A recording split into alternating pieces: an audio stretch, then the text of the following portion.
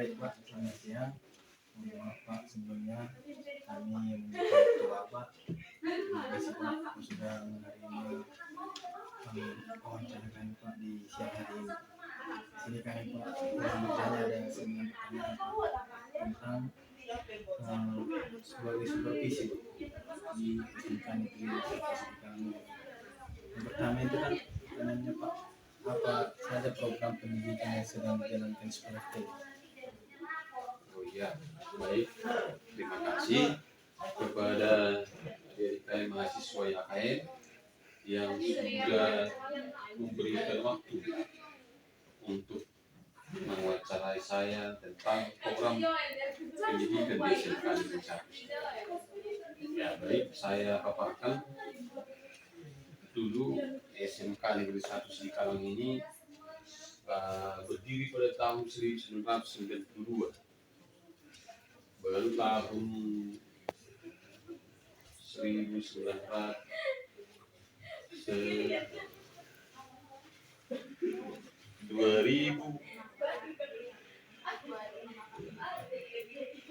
ini tahun keempat menjadi sekolah pusat keunggulan. Sekolah SMK pusat keunggulan itu kan sekolah yang menggunakan kurikulum merdeka. Jadi kalau 4 tahun berarti dimulai tahun 2021.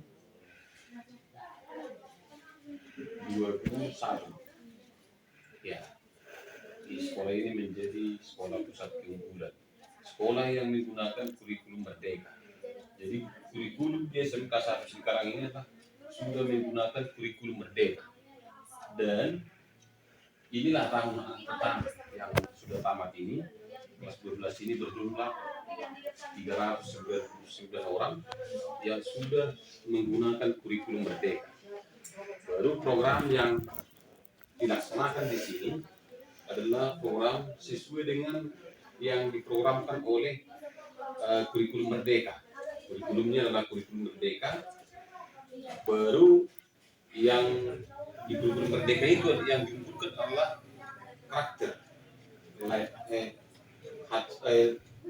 life skill. Di samping hard skillnya juga sangat penting, yaitu kompetensi keahlian yang dimiliki oleh siswa, tetapi soft skillnya juga sangat penting. Jadi antara soft skill dengan hard skill itu harus berimbang. Dulu kan kalau kurikulum sebelumnya dia selalu mengutamakan hard skill, yaitu kemampuan kompetensi, tanpa menyeimbangkan dengan soft skillnya. Jadi zaman sekarang ini soft skill ini, karakter ini sangat penting.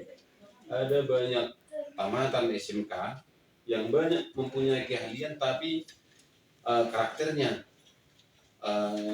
sikapnya tidak bagus. Jadi kalau kurikulum merdeka itu menyeimbangkan itu, di mana nanti mereka bekerja di mana, atau membuka usaha-usaha, atau masuk ke perguruan tinggi, itu yang diperlukan.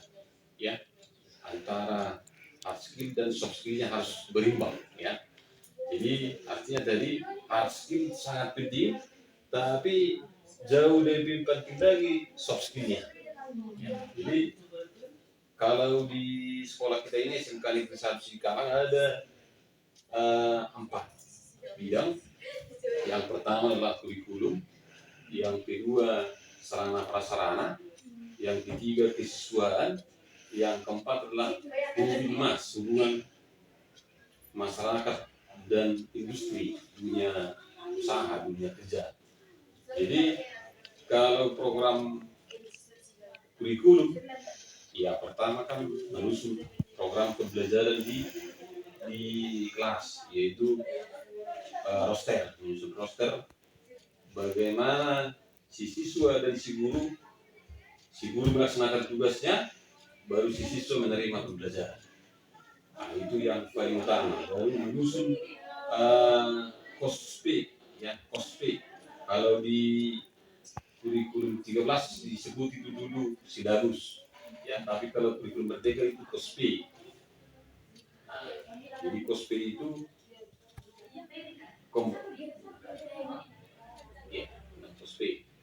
baru kemudian membuat asesmen. Dulu di kurikulum 13 disebut ujian. Nah, di kita tidak, di kurikulum merdeka tidak kita dapatkan dari istilah ujian itu. Namun artinya sama, tapi disebut dengan asesmen. Asesmen semester, asesmen kenaikan kelas. Untuk kelas 12 itu disebut dengan asesmen akhir. Yaitu mau menamatkan pendidikannya di SMK ini. Baru itulah inti daripada kuliah program dari kurikulum. Kemudian kalau sarana prasarana, bagaimana dan apa saja yang mendukung proses pembelajaran itu bisa terlaksana dengan baik, sarana prasarana lah itu didukung oleh sarana prasarana. Jadi kalau di sini kan ada 6 program keahlian. 6 program keahlian, pertama komputer, TJKT namanya, kemudian perhotelan, usaha layanan pariwisata, kemudian pemasaran, kemudian akuntansi, satu lagi perkantoran, UTKP atau MPLB sekarang. Jadi setiap program studi ini yang 6 tadi itu mempunyai yang disebut dengan TEPA, Teaching Factory. TEPA itu adalah tempat siswa untuk belajar berpraktek. Ya, jadi kalau di SMA itu disebut dengan laboratorium fisika, kimia, biologi dan sebagainya. Tapi kalau di SMK itu tidak ada laboratorium, tapi dikenal dengan istilah TEPA, Teaching Factory. Disitulah mereka siswa yang belajar seperti halnya belajar di perusahaan. Seperti yang kita lihat TEPA hotel ada kan, baru ada TEPA smart, TEPA pariwisata juga ada di sana. Di pariwisata itu TEPA-nya. Nah, TJKT juga itu ada, itu TEPA-nya mereka. Jadi di SMK itu sebenarnya harus bisa sama seperti di perusahaan. Bagaimana mereka bekerja di perusahaan harus bisa seperti itu di SMK ini. Jadi harus merasakan seperti di perusahaan, itulah di SMK ini. Jadi jangan seperti sebelum era sekarang, banyak SMK hanya teori, ada praktek kan. Ada SMK teknologi, bahkan dulu itu otomotif, tapi motornya tidak ada, mesin di situ tidak ada. Jadi kalau di kita itu lengkap di sini semua. Ya, setiap jurusan ada tempatnya berpraktek. Jadi nanti kita hubungkan itu dengan hubungan industri dan masyarakat. Mereka nanti mau PKL, siswa itu sudah merasakan bagaimana bekerja di sebuah perusahaan ini. Jadi pergi mereka ke PKL. Kalau kurikulum merdeka itu sekarang 6 bulan PKL. Jadi kita untuk tahun ini kita mulai nanti bulan 8 sampai bulan 2 pertengahan. 6 bulan pas. Jadi harinya itu sebenarnya di kurikulum merdeka ditentukan nih harinya berapa hari. Tapi bulannya 6 bulan. Ya, jadi dan di kurikulum merdeka itu dibuat semester akhir, bahkan dibuat paling akhir itu semester 6. Tapi karena kita sebagai kepala sekolah menilai dan melihat kalau kita buat semester 6 itu bertentangan dengan program yang kita buat dan program pemerintah, di mana program pemerintah itu bulan Maret, April sudah menyelesaikan studinya di SMP ini.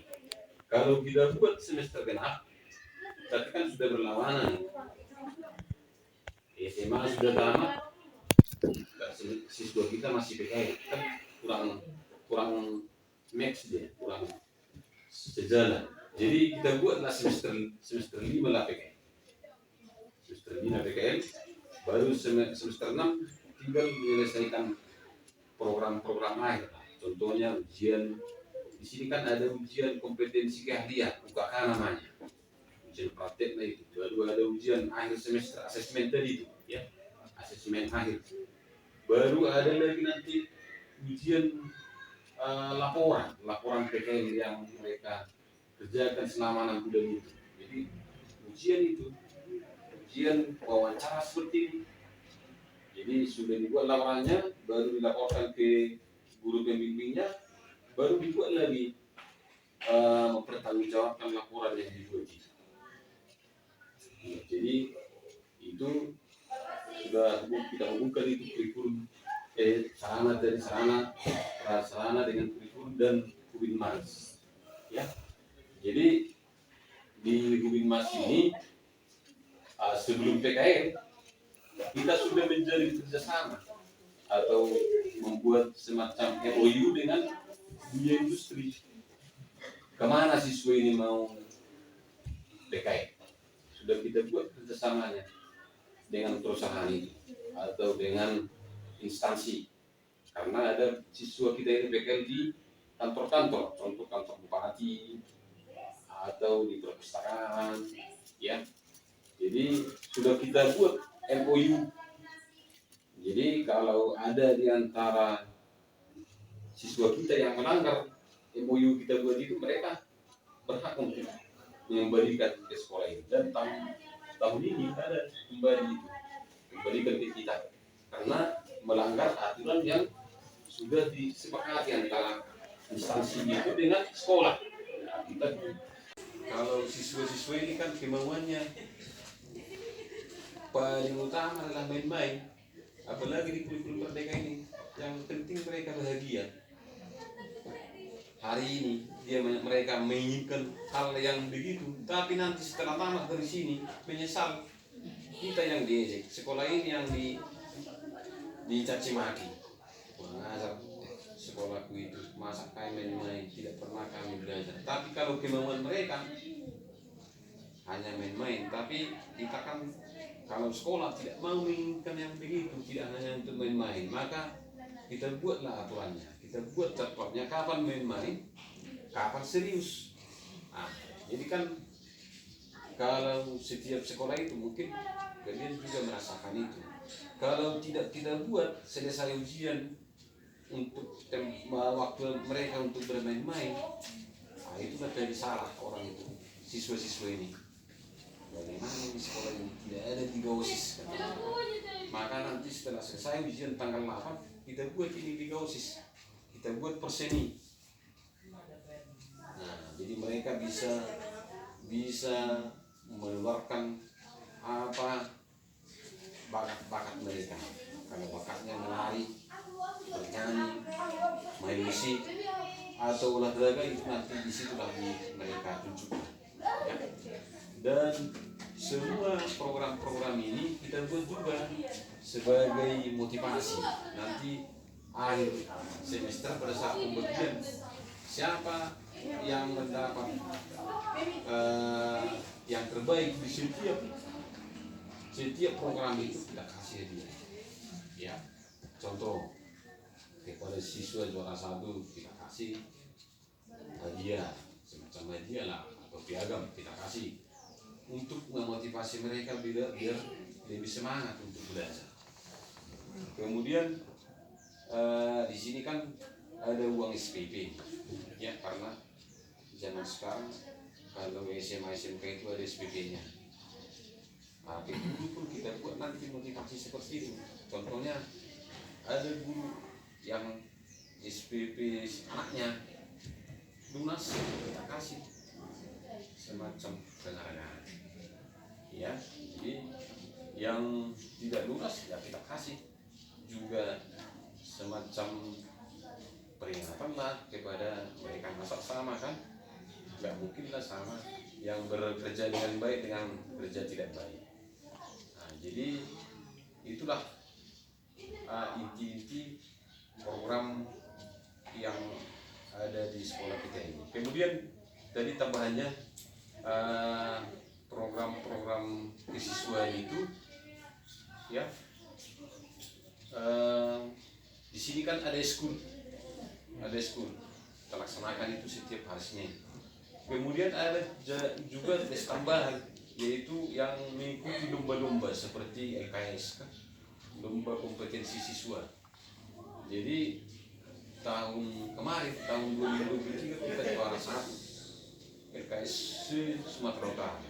Belum pernah itu didapatkan oleh sekolah ini, juara 1. Baru tahun ini juara 2.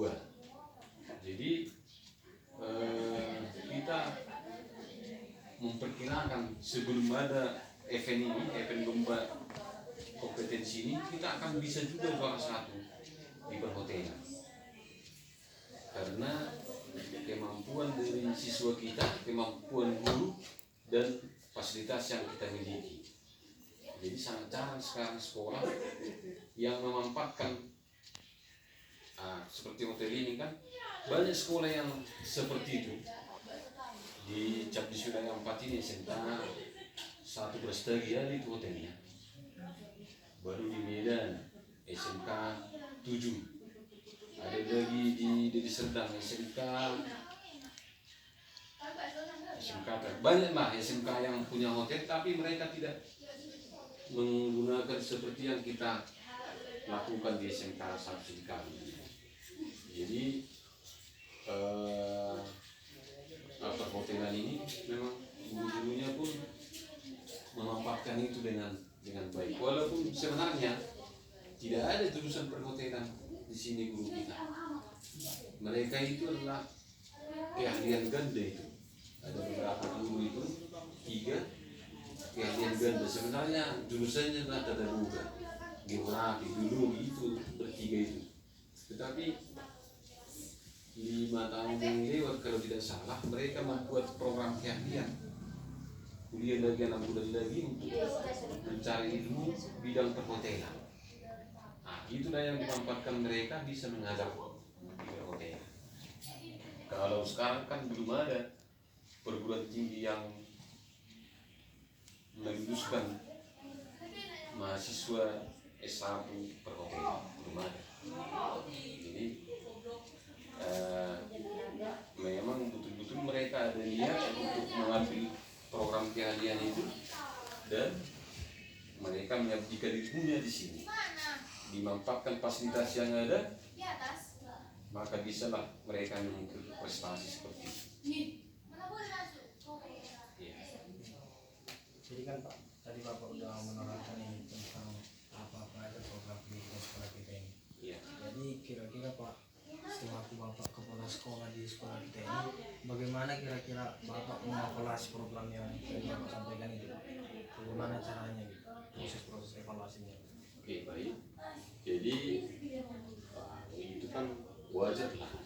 Kita membuat program dan pastilah kita mengevaluasinya, kan tujuannya sejauh mana program yang kita buat itu berjalan dengan baik. Kalau tidak kita evaluasi, kita tidak tahu berjalan atau tidak itu. Ya, jadi kalau program kurikulum misalnya, jadi kan